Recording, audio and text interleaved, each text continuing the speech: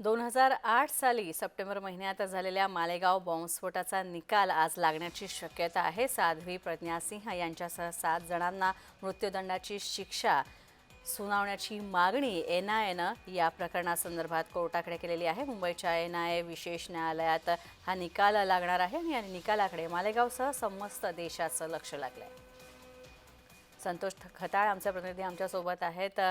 संतोष, खरं तर मालेगाव बॉम्बस्फोट 2008चं हे प्रकरण आणि आज याची सुनावणी होते, काय सांगशील? आज निकाल लागणार आहे या प्रकरणासंदर्भातला अंतिम निकाल, काय परिस्थिती आहे सध्या तिथे?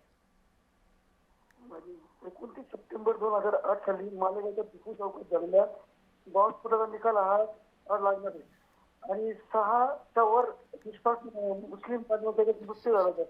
100हून अधिक नागरिक तिथे जखमी झाले।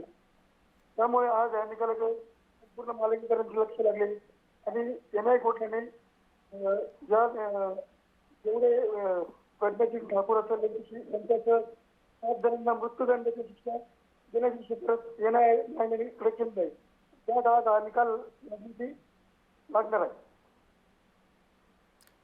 नक्कीच, धन्यवाद संतोष या सगळ्या माहितीबद्दल। तर आपण पाहतोय 2008 सालच्या मालेगाव बॉम्बस्फोट प्रकरणाचा आज निकाल लागण्याची शक्यता आहे आणि त्यामुळे साध्वी प्रज्ञा सिंह आणि त्यांच्यासह इतर 7 आरोपींवर काय शिक्षा सुनावली जाणार या संदर्भात सगळ्यांचं लक्ष लागलं।